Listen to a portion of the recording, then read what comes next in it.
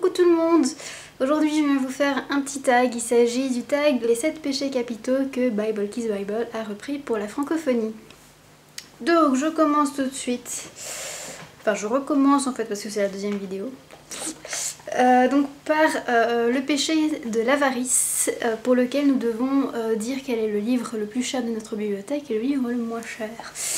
Après vérification, il s'avère que c'est Au cœur des sociétés secrètes de Reader Digest qui est mon livre le plus cher. Il coûte donc 38,95 €. Il s'agit d'un beau livre pédagogique sur donc, les sociétés secrètes avec des très belles pages en couleur, etc. C'est très instructif et on apprend vraiment beaucoup de choses sur toutes les sociétés secrètes, que ce soit les Templiers et la franc-maçonnerie, mais également des plus modernes comme la Camorra ou les Yakuza. J'ai pas encore tout lu, j'ai seulement lu le premier chapitre sur les Templiers, mais c'était franchement très intéressant. Alors, le livre le moins cher maintenant. Je vous avoue que je suis un petit peu jalouse de vous parce que j'en vois pas mal de vous qui avaient des livres à 20 cents, 50 centimes, etc. Et moi j'avoue que le moins cher que j'ai pu trouver un livre pour l'instant c'est à 1 €. Parce que chez les bouquineries, chez moi, on trouve rien en dessous de 3 ou 4 €. Même si le livre est en mauvais état, il baisse pas le prix pour autant, ce que je trouve un petit peu bizarre, je trouve pas ça très juste. Franchement, lire un livre, par exemple, un poche qui est vraiment en bon état à 3 € et que tu vois qu'un livre qui est franchement... qu'il manque des pages, les pages qui s'envolent, etc., qu'il est aussi à 3 €, c'est un peu bizarre.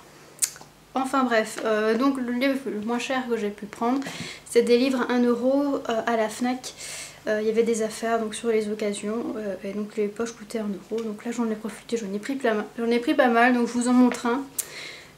L'éducation d'une fée de Didier Van Coelaert, publié aux éditions Le Livre de Poche par exemple, que j'ai eu à 1 € et là l'état est nickel quoi, rien à dire. Alors la deuxième question, le deuxième péché, il s'agit de la colère et pour celui-ci on doit donc dire avec quel auteur on entretient une relation d'amour-haine. Eh bien je pense que je vais en surprendre plus d'une en disant qu'il s'agit d'Aravind Adiga.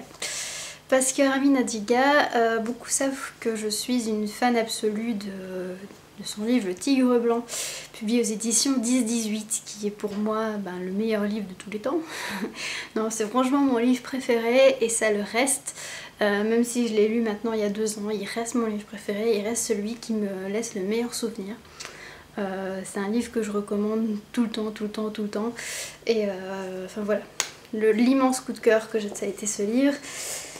Résultat, vu que ce livre-ci, donc Le Tigre Blanc, est le premier roman de l'auteur, j'étais super impatiente qu'il sorte d'autres livres de lui en français. Et déjà ça a été repoussé parce que le premier devait sortir le deuxième roman devait sortir à la rentrée littéraire 2010, elle est finalement sortie à la rentrée littéraire 2011. Donc voilà, il a fallu attendre 1 an, etc. Donc je vous dis pas dans quel état j'étais quand il est sorti. Je l'ai pris directement à la Fnac, même si je payais 3 € de plus je pense par rapport au prix français, enfin voilà, je m'en foutais, je le voulais, je voulais. Et donc j'ai pris Les Ombres de Kitour d'Aravind Adiga, publié aux éditions Puget-Chastel. Et là, patapouf. Ouais, c'est le cas de dire patapouf patapouf. Parce que j'ai vraiment été hyper déçue, j'ai pas aimé. En fait, l'auteur prend comme parti de nous présenter la ville imaginaire de Kitour, donc une ville indienne, et de passer d'un personnage à l'autre. Donc chaque chapitre évoque un personnage et c'est hyper frustrant parce que Aravind Adiga c'est un terrible conteur. Donc on commence un chapitre, on commence à découvrir un personnage, on est dedans, et paf, le chapitre est fini et on passe à quelqu'un d'autre. Donc moi ce livre c'est plus une bande-annonce de tous les romans qu'il pourrait faire sur ces personnages que vraiment un roman en entier qui m'a plu. Donc résultat, maintenant à cette rentrée littéraire 2012, il y a le 3e livre qui est sorti qui s'appelle Le Dernier Homme de la Tour. Et même si plusieurs personnes m'ont dit il est bien celui-là, j'ai toujours un peu peur de me lancer. Je pense quand même que je vais attendre la sortie poche parce que là il m'a vraiment dégoûté. Alors, prochain péché, la gourmandise. Quel livre avez-vous dévoré encore et encore sans honte? J'ai pas honte de le dire, il s'agit donc de La Belle Histoire du Prince de Motordu de Pef, que je n'ai pas avec moi, il est toujours dans ma chambre d'enfant, chez mes parents, mais c'est The Book pour moi, c'est le livre, c'est celui qui m'a lancé dans ma passion, c'est le livre que j'ai relu une vingtaine de fois, une trentaine de fois, je sais pas. C'est donc un roman, enfin un roman-album pour enfants dans lequel on suit le prince de Motordu qui, comme son nom l'indique, tord tous les mots. Et en fait, on a en image les mots qu'il tord, donc c'est-à-dire qu'au lieu de repasser son linge, il repasse son singe, donc tu le vois vraiment repasser son singe. C'est-à-dire que, par exemple, au lieu de conduire une voiture, il conduit une toiture et donc tu le vois sur son toit, etc. Donc c'est un livre très très drôle. Qui ne me lasse pas et qu'à chaque fois que je reviens chez mes parents, je le relis, je le relis, je le relis. Et voilà, je m'en lasserai jamais, je pense. Alors, prochain péché, la paresse. Quel livre avez-vous négligé par paresse? J'ai hésité entre plusieurs moments, mais bon, je vais prendre. Donc,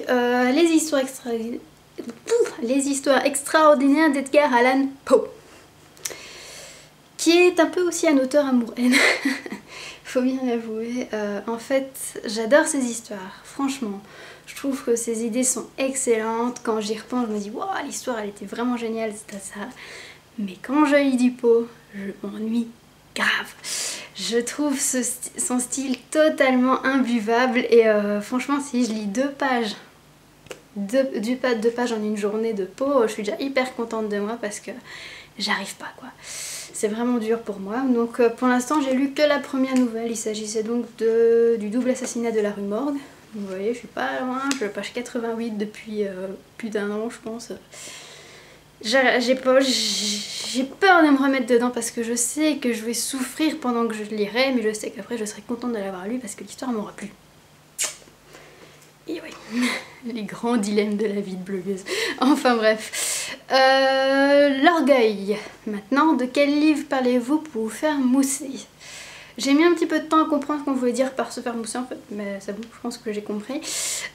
Donc pour moi, il s'agit de la Divine Comédie, le tome 1 à l'enfer de Dante Alighieri. Parce que je pense que c'est quelque chose qu'on voit plus trop dans les écoles. Moi je l'ai lu pour mon plaisir, je suis vraiment contente de l'avoir lu, même si j'ai pas tout compris, il faut bien l'avouer, mais voilà, je pense que c'est quand même une œuvre fondatrice de la littérature européenne, même si effectivement le style est très vieillot, il y a plein de références par rapport au monde dans lequel vivait Dante, donc au Moyen-Âge en Italie, donc on comprend pas tout. Pas tout, mais voilà, je suis contente quand même de l'avoir lu. Et faudrait que je me lance dans la suite, d'ailleurs, dans... il y a le Paradis, ça c'est le tome 3, et le tome 2, le Purgatoire, voilà. Et ça permet aussi de mieux comprendre les jeux vidéo qui font référence à Virgile, à Dante, etc. Nickel, quoi. Ça j'aime bien dire que quelqu'un est en train de jouer à Devil May Cry ou ce genre de truc. Tu sais que Dante vient de... ouais. Enfin bref, on arrête là. On passe à la luxure avec quels sont les attributs que je trouve séduisants chez les personnages féminins et masculins. J'aime bien la faille. J'aime bien quand il y a quelque chose dans les personnages féminins et masculins, cette fois, qui montre que le personnage n'est pas parfait et qu'il le sait. Je pense par exemple à Éon, hein, de Éon et le 12e dragon, Éon et Luna quoi, qui est une jeune fille qui est estropiée. Et voilà, le fait qu'elle est estropiée, elle le sait, elle sait qu'elle peut pas marcher comme tout le monde, etc. Et je trouve que ça lui donne une force incroyable. Ça fait qu'on est beaucoup plus... Moi j'étais super empathique avec elle, j'avais vraiment envie qu'elle réussisse, qu'elle...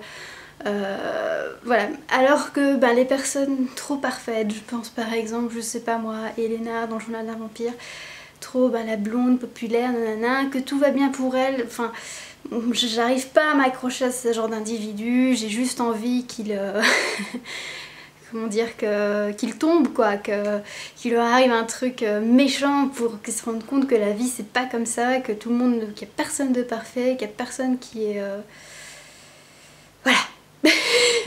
En gros. Sinon pour les personnages masculins, je suis... comment dire, je suis super. Enfin, les personnages qui me rendent toute chose, ce sont les leaders, tout simplement. Voilà, on va pas chipoter. C'est-à-dire que voilà, la personne qui a le pouvoir me fascine, la personne qui domine les autres me fascine.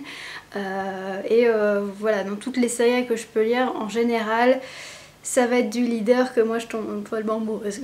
Il y a nul doute quoi. Pour Twilight c'est Carlyle, ça restera toujours Carlyle. Moi je m'en fous d'Edward, je m'en fous de Jacob, moi je veux Carlyle. Pour Fils des Brumes c'est Kelsier. Là je pense que c'est le personnage dont je suis le plus tombée amoureuse de ma vie, c'est vraiment Kelsier quoi. Il est terrible. Il est terrible, il me rend toute chose, je pense que ça se voit, ça se voit comme ça. Voilà, sinon d'autres personnages comme ça, j'ai pas d'idée, mais c'est vraiment ça qui m'attire et qui me fascine, comme je dis, voilà. Alors, dernière question, quel livre aimeriez-vous recevoir en cadeau? Là j'ai plusieurs livres en fait, là je vais vous inviter à aller voir sur le blog, désolée, je suis un petit peu paresseuse. Mais aujourd'hui j'ai publié donc le top 10 Tuesday sur les 10 livres qu'on aimerait recevoir à Noël, donc voilà, ça vous donnera 10 livres au lieu d'un, c'est déjà pas mal, non? Alors voilà, je vous laisse pour ce tag et je vous dis rendez-vous donc tout bientôt parce que je vais vous faire un email box sur le mois de novembre. Ciao!